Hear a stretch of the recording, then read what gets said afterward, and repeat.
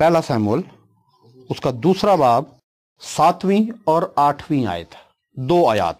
खुदावंद के कलाम में लिखा है, खुदावंद मस्कीन कर देता और दौलतमंद बनाता है, वही पस्त करता और सरफराज भी करता है।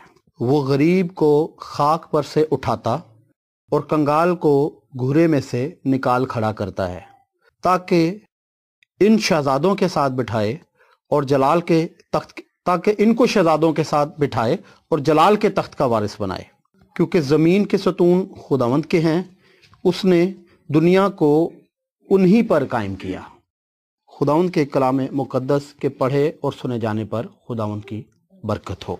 लिखा है, वही पस्त करता और सरफराज भी करता है। कौन पस्त करता है? वही कौन? हमारा हमसाया नहीं, कोई डॉक्टर, कोई सदर, कोई वजीर आज़म, कोई उस्ताद, आपके वालिदैन।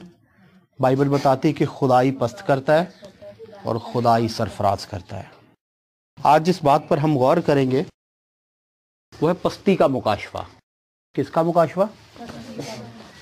पस्ती, बस्ती नहीं, पस्ती, पस्ती का मुकाशफा। बगौर सुनिएगा। पस्ती का मतलब सबसे पहले तो पता होना चाहिए कि पस्ती का मतलब क्या है। अगर मैं बात कर दूं, मुमकिन है कोई ऐसा हो जिसके माइंड में ना हो मीनिंग इसका, मैं आपको बताता चलता हूँ। पस्ती एक ऐसा दर्जा, एक ऐसा मुकाम जहाँ इंसान अपने आप को बिल्कुल बेचारा समझता है, बेयारो बेमददगार। वो समझता है कि मेरा अब कोई पुरसाने हाल नहीं, कोई मेरा मददगार नहीं, मेरी जिंदगी का खात्मा हो गया है। वो कहता है कि अब मेरा चैप्टर ओवर है। इट्स कॉल्ड पस्ती। मिसाल के तौर पे एक एग्जांपल, आपने अक्सर कभी इंटरनेट पे देखा होगा, पाकिस्तान में तो बड़ी बड़ी इमारतें तोड़ने के लिए क्रेन्स मंगवाई जाती हैं, हथौड़ों के साथ उसको तोड़ा जाता है, बड़ी बड़ी मशीनरी के साथ। लेकिन वह क्या करते हैं, वहां पे ना उसकी सर्टन पॉइंट्स पर खास किस्म के बॉम्ब्स लगा दिए जाते हैं और उसकी फाउंडेशन में भी, और जब वो फटते हैं तो पूरी की पूरी इमारत जो है वो पस्त हो जाती है, जमीन के नीचे चली जाती है वो इमारत। उसे कहते हैं इमारत का पस्त होना। जब कोई इंसान समझता है कि अब उसका एंड हो गया, अब उसके लिए कोई चारा नहीं, अब वो बर्बाद होकर ही रहेगा, अब वो मर जाएगा, बर्बादी उसको तबाह कर देगी, खत्म कर देगी, मार देगी, हलाक कर देगी। इट्स कॉल्ड पस्ती। बेचारा है वो। बेचारा मतलब उसका कोई चारा साज ही नहीं। मतलब समझ आ गया मेरी बात का? इजी वर्ड्स में डिफाइन किया। अब दूसरी चीज, पस्ती की वजह क्या होती है। सेकंड थिंग कि पस्ती की वजह क्या है, कि पस्ती किसी जिंदगी में आती क्यों है, पस्ती आ किसी लाइफ में क्यों जाती है। 2 रीजंस हैं, तीसरी चौथी रीजन कोई नहीं है, सिर्फ 2 ही रीजन है। एक, पहली रीजन, बगौर सुनिए। पहली रीजन पस्ती की, गुनाह। कोई बहुत बड़ा बादशाह है, कोई बहुत बड़ा हुक्मरान है, उमरा, गुनाह के सबब भी पस्त होते हैं। खानदानों के खानदान बर्बाद हो जाते हैं गुनाह के सबब, रिश्तों के रिश्ते उजड़ जाते हैं गुनाह के सबब। दूसरी रीजन पस्ती की, एक रीजन क्या बताई मैंने, गुनाह। दूसरी रीजन है पस्ती की खुदा का जलाल। समटाइम क्या होता है कि इंसान अपने गुनाह के सबब पस्त किया जाता है, गुनाह के सबब एक इंसान पस्त हो जाता है, लेकिन दूसरी वजह खुदा का जलाल है। गुनाह के सबब जिंदगी में पस्ती आती है, बदी के सबब पस्ती आती है। आपको पता है कि इस दुनिया में एक ऐसी हस्ती है, एक ऐसी शख्सियत भी है जो बगैर बुलाए आती है। जानते वो हस्ती कौन है? वो शरीर है। उसको इनविटेशन की जरूरत नहीं है, वो पहले ही दरवाजे पे खड़ा, हल्का सा शगाफ देखता अंदर एंटर हो जाता है। आपको पता है बादशाहों को बुलाना पड़ता है। जो किंग्स होते हैं ना, बादशाह होते हैं, शहजादे होते हैं, उनको इनविटेशन देना पड़ता है। यस्सु जो है वो बुलाने पर आता है। मजे की बात यह कि यस्सु को जब इनविटेशन जाता है तो जरूरी नहीं कि वो बादशाह, तो उसको कोई बादशाह ही बुलाएगा तो आएगा, उसको कोई फकीर भी बुलाएगा तो वो चला जाएगा वहां पर, उसको कोई बादशाह भी बुलाएगा तो चला जाएगा वहां पर, उसको कोई मीडियोकर भी बुलाएगा तो वो चला जाएगा। इब्लीस बिन बुलाए पहुंच जाता है।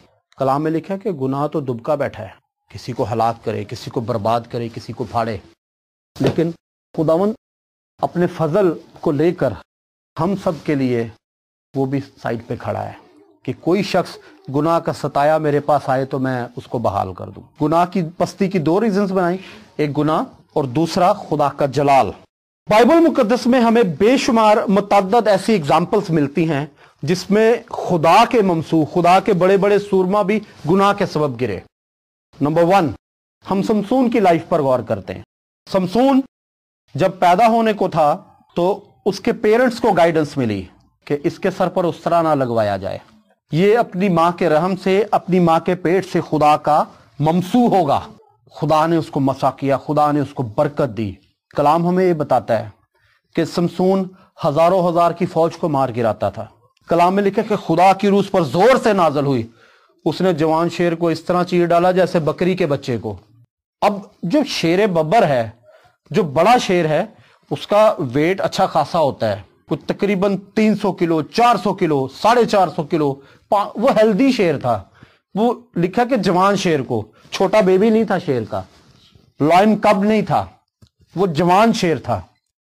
اور جوان شیر یاد رکھیے سم ٹائم اس قدر زبردست ہوتا ہے، اس قدر جیالہ ہوتا ہے کہ وہ ہپوپوٹیمس کا شکار کر لیتا ہے۔ مگر مچھ کے تعلق سے کہا جاتا ہے کہ دنیا میں سب سے پاورفل بائٹ ہے اس کا، جوان شیر اس سے بھی نہیں ڈرتا۔ اس کا بائٹ اس قدر پاورفل ہے مگر مچھ کا کہ اگر اس بائٹ میں ہڈی بھی آئے تو ٹک کر کے ٹوٹ جاتی ہے، اس قدر طاقتور بائٹ ہے۔ مگر جو جوان شیر ہے وہ اس سے بھی نہیں ڈرتا۔ لیکن خدا کے جلال کی بات سنیے، جوان شیر مگرمچھ سے نہیں ڈرتا، جوان شیر جنگلی سانڈ سے نہیں ڈرتا، جوان شیر ہاتھی سے نہیں ڈرتا، لیکن خدا کے نام کو عزت اور جلال سمسون جوان شیر سے نہیں ڈرتا، کیونکہ وہ جانتا ہے کہ میرے اوپر خدا کا ہاتھ ہے۔ اگر جوان شیر بھی میرے سامنے آئے گا تو میں اس کو مار گراؤں گا۔ وہ اس قدر خدا میں مضبوط ہے، خدا میں قائم ہے۔ لیکن وقت گزرنے کے ساتھ ساتھ اس ممسو سے ایک بدی سرزد ہوئی۔ خدا نے کہا تھا کہ یہ تیرے دل کا راز ہے، کسی کو بتانا نہیں ہے، اس کو ہائیڈ رکھنا۔ خدا جس بات کے لیے ہمیں انسٹرکشن دے کہ یہ نہیں کرنی اور ہم وہ اسے کر دیں تو بائبل کے مطابق، خدا کے کلام کے مطابق وہ گناہ ہے، وہ بدی ہے۔ اسے بدی سرزد ہوئی اور اس نے اس عورت کو اپنے دل کا راز بتا دیا۔ کلام میں لکھا ہے کہ پھر اس نے اس کے سر پر اسرا لگوا دیا، اس کو میں پلائی، پہلا کام یہ کیا، اور اس کے بعد اس کے سر پر اسرا لگوا دیا، اس کے بال منڈوا دیے اس نے۔ اور بائبل مقدس میں ایک آیت لکھی، کسی ایماندار کے لیے سب سے خطرناک وہ وقت ہوتا ہے، بلیور کے لیے سب سے ڈینجرس بات ہے یہ۔ کلام میں لکھا ہے سمسون کے تعلق سے، اور اسے پتہ بھی نہ چلا، خدا اس سے جدا ہو گیا، وہ دھوکے میں ہی مارا گیا۔ اس نے کہا فلسطی تجھ پر چڑھ آئے، اس نے کہا کہ میں پھر رسیوں کو توڑ دوں گا، میں پھر یہ بند کھول دوں گا، جو مجھے باندھا گیا میں تو پھر توڑ دوں گا ان کو۔ لیکن پھر وہ توڑ نہیں سکا، فلسطی اسے پکڑ کے لے گئے، اس کی دونوں آنکھیں نکال دی، اسے اندھا کر دیا انہوں نے۔ ممسو ہے، مرد خدا ہے، ہزاروں ہزار کی فوجیں اسے ڈرتی ہیں، بڑے بڑے شیر اس کے آگے بھاگ جاتے ہیں، بڑے بڑے سپاہی، بڑے بڑے سپہ سالار، بڑے بڑے ممسو اس سے ڈرتے ہیں، یرکتے ہیں۔ لیکن اس روز وہ ان کے ہاتھ میں تماشا بن گیا۔ بائبل ہمیں یہ بتاتی ہے کہ وہ پھر ان کو تماشا کر کے دکھاتا تھا۔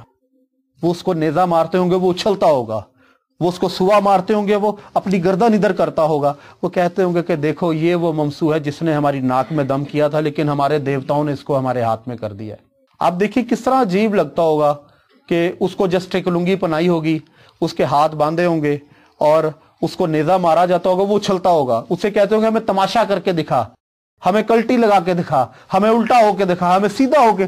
ممسو کا مذاق اڑایا جا رہا ہے، اس کا تمسخر بنایا جا رہا ہے۔ ممسو ہے، مرد خدا ہے، مرد راست باز ہے، مرد ایمان ہے، کہ اس کے بال پھر بڑھنا شروع ہو گئے، اس کے بال گروپ ہونا شروع ہوئے۔ کلام میں لکھا کہ پھر اس نے خدا کے حضور فریاد کی، گناہ اسے سرزد ہو گیا ہے، بدی اسے سرزد ہو گئی ہے، بدی کے سبب وہ پست کر دیا گیا ہے، ہزاروں ہزار کی فوجوں کو مار بھگاتا ہے، آج وہ ایک آدمی سے بھی نہیں لڑ سکتا۔ اس نے خداوند کے حضور فریاد کی، اس نے کہا خداوند مجھے یاد کر، میں تیری منت کرتا ہوں، فقط ایک بار مجھے طاقت دے دے، میرے زور کو بحال کر دے، تاکہ میں اس قوم سے، ان فلسطینیوں سے اپنی دونوں آنکھوں کا بدلہ لے سکوں۔ میں یہ سمجھتا ہوں وہ، میں مطلب کہ اس کی دعا کو غلط نہیں کہہ رہا، خداوند معاف کرے، وہ خدا کا ممسو ہے، میں خدا سے معافی مانگ کے یہ بات کہنا چاہوں گا کہ میں یہ بات غلط نہیں کہہ رہا ہوں، لیکن میں یہ سوچتا ہوں کہ اگر وہ خداوند سے کہتا کہ خداوند تو میری آنکھوں کو ٹھیک کر دے، تو کیا خدا اس کی آنکھوں کو نہ ٹھیک کرتا؟ خدا کے منصوبے کا حصہ تھا، خدا کے پلان کا حصہ یہی تھا کہ سمسون اسی طرح سے انتقال کرے، سمسون کی موت اسی طرح سے ہو، سمسون یہی دعا کرے، یہ خدا کے پلان کا حصہ تھا۔ لیکن کیا آپ مجھے بتائیے کہ اگر وہ خدا سے کہتا ہے کہ خدا میری آنکھوں کو ٹھیک کر دے، اس کی آنکھیں نکال دی ہیں. آپ مجھے یہ بتائیے کہ جب بچہ ماں کے پیٹ میں پرورش پا رہا ہوتا ہے تو اس کی آنکھیں کون ماں کے پیٹ میں تخلیق کرتا ہے؟ تو سمسون کی آنکھوں کو تخلیق نہیں کر. اگر نکال بھی دیں آنکھیں نہیں بھی ہیں, یہ وائٹ بال بلیک بال نکال دیے گئے ہیں, تو کیا خدا دوبارہ تخلیق نہیں کر سکتا تھا؟ خدا کر سکتا ہے. God can do it. اس کے لیے کچھ بھی مشکل نہیں. لیکن اس نے خداوند سے جو چیز مانگی خدا نے اس کو دے دی. اس نے کہا خداوند ذرا ایک دفعہ میرے زور کو بحال کر, مجھے یاد کر. اس نے اپنی کمتری کا, اپنی نالائکی کا خداوند کے حضور میں اقرار کیا. بائبل بتاتی کہ خدا نے اس کو بحال کیا. اور وہ بچہ جس کی ڈیوٹی اس کے ساتھ تھی, جو اس کو لاتا تھا اور لجاتا تھا, کیونکہ وہ تو بلائنڈ ہے, اس کو نظر نہیں آتا, وہ اندھا ہے, اس نے اس بچے سے کہا ذرا میرے ہاتھ ان پلرز پر ٹکا دے جس پر یہ محل ٹکا ہوا ہے, ان ستونوں پر رکھ دے ذرا.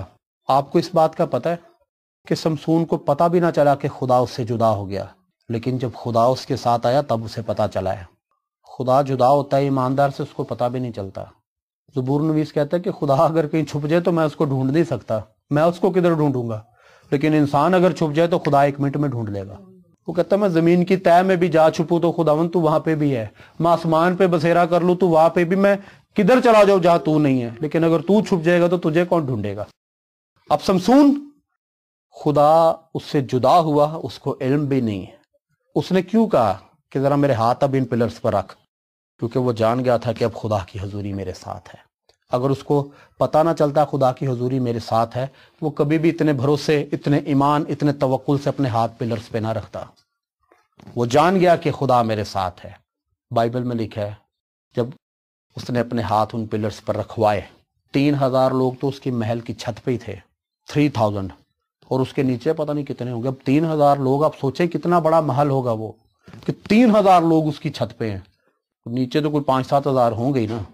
بائبل میں لکھا ہے کہ خدا کی روح اس پر زور سے نازل ہوئی, گناہ اس سے سرزد ہوا, بدی اس سے سرزد ہو گئی, ناپاکی اس سے سرزد ہو گئی. اس نے خدا کی حکم عدولی کی, لیکن اس گناہ کے سبب خدا نے اس کو پست کر دیا, اس کی آنکھیں نکل گئی. کلام میں لکھا کہ گناہ کی مزدوری موت ہے. اس نے گناہ کیا, گناہ کی سزا پائی, اس کو اپنی آنکھیں گنوانا پڑی, لیکن خدا اس سے پیار کرتا ہے, خدا اس پر مہربان ہے. اس نے خدا کے حضور میں فریاد کی, اس نے منت کی کہ خداوند میری آنکھوں کو بحال نہ کر, لیکن میرے زور کو بحال کر دے. خداوند میری قوت کو ایک دفعہ بحال کر تاکہ میں ان فلسطینیوں سے اپنی دونوں آنکھوں کا بدلہ یک بارگی لے سکوں. اس نے ان پلرز پر وزن ڈالا, خدا کا روح اس پر زور سے نازل ہوا, اور کلام میں لکھا ہے کہ اس محل کی چھت گر گئی. اور مرتے دم سمسون نے اتنے لوگ مار دیے, اتنے وہ جیتے جی نہیں مار سکا تھا. اتنے لوگوں کا مرنا, محل کا گرنا, چھت کا گرنا, پلرز کا گرنا, یہ تباہی, یہ بربادی جو اس نے ان لوگوں کی کر دی, اس بات کی دلیل تھی کہ خدا اس کے ساتھ آ کے کھڑا ہو گیا تھا. خدا کے واپس آنے کی وجہ اس کا کنفیشن تھا جو اس نے خدا کے حضور میں کیا, اس کا اقرار تھا جو اس نے خدا کے حضور میں کیا. گناہ کے سبب پستی تو آتی ہے, لیکن پست ہونے کے بعد جب انسان خدا سے فریاد کرتا ہے تب خدا بھی آ جاتا ہے پستی کو دور کرنے کے لیے. گناہ سے پشیمان نہ ہوں, گناہ سرزد ہو گیا, اب اپنے کمرے میں چھپ نہ جائیں. بدی سرزد ہو گئی, اپنے دوستوں سے روپوش نہ ہو جائیں. آپ سے ناپاکی سرزد ہو گئی, دنیا سے روپوش نہ ہو جائیں. اگر یہ سب کچھ ہو گیا ہے تو اس بات کو ذہن میں رکھیے کہ آپ کی ناپاکی کو دھونے والا ایک شخص موجود ہے. آپ کے گناہ پر پردہ ڈالنے والا بلکہ مٹانے والا ایک ہستی موجود ہے. آپ سے بدی سرزد ہو گئی ہے, یسوع کا خون کلیم کر لیں. اب اس کا یہ مطلب بھی نہیں کہ روزانہ جاؤ ریڑی تے 2 کلو مالٹے چوک کے جیب چ پا لو. سانو پتہ یسوع دا خون موجود ہے. یہ 2 نمبر فیتھ ہے, یہ غلط کام ہے, یہ گناہ ہے. اس کی معافی نہیں ملے گی, اس کی سزا ہی ملے گی آپ کو. اب ہم اس بات پہ ہاتھ رکھ لیں, کوئی بات نہیں, میں شاپنگ کرنے آئی ہوں, یہاں سے 2 پین اٹھا کے میں پاکٹ میں ڈال لوں گی, گھر جا کے یسوع مسیح کا خون مانگ لوں گی, خدا معاف کر دے گا. It's wrong approach. آپ یہ کہیں کہ میں پٹرول ڈلوانے آیا ہوں, پٹرول پمپ پہ اس نے پٹرول ڈال دیا, وہ آدمی بھول گیا کہ اس نے پیسے لیے یا نہیں لیے, لیکن آپ کو پتا ہے کہ اس نے پیسے نہیں لیے. آپ کلیم کر دیں نہیں بھائی میں نے دیے ہیں, وہ تو آپ کو جانے دے گا لیکن خدا نہیں جانے دے گا. موٹر سائیکل کا انجن ہی سیز ہوگا اس کے بعد, پھر 200 روپے کا پٹرول ڈلوایا 10,000 لگائیں گے اس کے اوپر. پھر اس طرح کی بدیوں سے بچیں, آپ اس طرح کے گناہوں سے کنارہ کشی کریں. یہ ابلیس کے وہ چھوٹے چھوٹے پھندے ہیں جو آپ سے آپ کا انوائنٹنگ لوز کرواتے ہیں, آپ کا مسا آپ سے چھینتے ہیں. گناہ کے سبب پستی آتی ہے, لیکن خدا کے حضور میں اقرار کرنے سے سرفرازی آتی ہے. سیکنڈ ایگزامپل, بائبل مقدس ہمیں ایک شخص کے تعلق سے بتاتی ہے. یوسف اس کا نام ہے. उसने गुनाह नहीं किया था जो वो पस्त हुआ। यूसुफ एक छोटा बच्चा है, एक नहायत खूबसूरत नौजवान है यूसुफ, 16-17 साल 15 साल शायद उसकी उम्र है। वो बुजुर्ग आदमी नहीं है, शायद अभी वो बालक भी नहीं है। वो क्या करता है यूसुफ कि उसके जो भाई बुरा काम करते हैं, दिन भर की रिपोर्ट आके अपने बाप को दे देता है। उसके भाई उसके लिए अपने दिल में बदी रखते हैं। वो कहते हैं ये हमारी शिकायतें लगाता है, ये हमारे साथ मिलकर इन बुरे कामों में शरीक नहीं होता, ये हमारे साथ मिलकर इन बुराइयों में शरीक नहीं होता जो हम करते हैं। हम अपने बाप को समटाइम धोखा दे देते हैं, लेकिन यूसुफ नहीं देता। ये अपने बाप का चमचा है। समटाइम कलीसिया में कुछ लोग पासबान के बड़े वफादार, बड़े सिंसियर होते हैं, लेकिन दूसरे लोग कहते हैं चमचागिरी करदा पादरी दी। भाई वो चमचागिरी नहीं है। एक बात को ज़हन में रखिए, कई लोग कहते हैं नहीं जी असी पादरी दे नहीं, असी खुदा दे वफादार हाँ। भाई जो पादरी नजर आ रहा है तुम उसकी वफादारी नहीं कर सकते, तो जो खुदा नजर नहीं आ रहा तुम उसकी वफादारी कैसे करोगे? पासबान की वफादारी खुदा की वफादारी करने के मुतरादिफ है। पासबान वो जो अनॉइंटेड, और पासबान भी समटाइम होता है रॉन्ग ट्रैक पर चल रहे होते हैं, और कुछ लोग ऐसे होते हैं पासबान के साथ वफादारी का मुजाहरा करते हैं उनको मिसगाइड करके। पाज साहब को पादरी बेचारा कंफ्यूज है, उसको मजीद कंफ्यूज कर रहे होते हैं, उसको गलत ट्रैक बता रहे होते हैं। आप ये ना समझिए कि पासबान को गाइडेंस की जरूरत नहीं। हाँ, लेकिन एक चीज जरूर है कि अगर वो पासबान है तो उसके ऊपर आपसे ज्यादा मसा है, क्योंकि उसको खुदा ने पासबान बनाया है। पासबान के साथ वफादारी, खुदा के साथ वफादारी, पेरेंट्स के साथ वफादारी, खुदा के साथ वफादारी, बहन भाइयों से मोहब्बत करना, खुदा से मोहब्बत करना, रिश्तेदारों से मेहरबानी से पेश आना, गरीब के साथ मेहरबानी से पेश आना, खुदा के साथ मेहरबानी से पेश आना। बाइबल में लिखा है कि अगर तू मस्कीन पर रहम करेगा तो खुदावंद को कर्ज देगा। किसी मस्कीन पर रहम करना, उसकी फाइनेंशियल नीड्स पूरी करना, खुदा को कर्ज देने के मुतरादिफ है। यूसुफ एक छोटा नौजवान, अभी नौजवान नहीं कह सकते, एक यंग चाइल्ड है, अपने बाप से बड़ी मोहब्बत करता है। बाइबल मुकद्दस ये बताती कि उसके भाइयों ने लालच में आकर, गुस्से में आकर, तैश में आकर, ग्रीड में आकर उसको एक अंधे कुएं में फेंक दिया, सूखे कुएं में। पता नहीं वो बेचारा कितनी बुलंदी से गिरा उसमें। वो कुआं 30 फुट गहरा था, 40 फुट गहरा था, 50 फुट गहरा था। मुमकिन है उसके बाजू पे चोट लगी हो, उसकी टांग पे चोट लगी हो। कितनी देर उसके अंदर पड़ा रहा भूखा प्यासा। फकत वजह यह थी कि वो अपने बाप की इज्जत करता था, अपने बाप से प्यार करता था, अपने बाप को धोखा दे ही नहीं करता था। अब यूसुफ है, वो अपने बाप का लाडला है। वो भेड़ बकरियों का दूध पीता होगा, वो भेड़ बकरियों के मक्खन से खाना खाता होगा, उसकी माँ उसका ख्याल करती होगी, उसके बाल बनाती होगी, उसको कपड़े धो के देती होगी, उसका बाप उसे बरकत देता होगा, वो अपने बाप के साथ बैठता होगा, उसके बाजू पे सर रखता होगा। Yusuf really, Yusuf was very humble guy.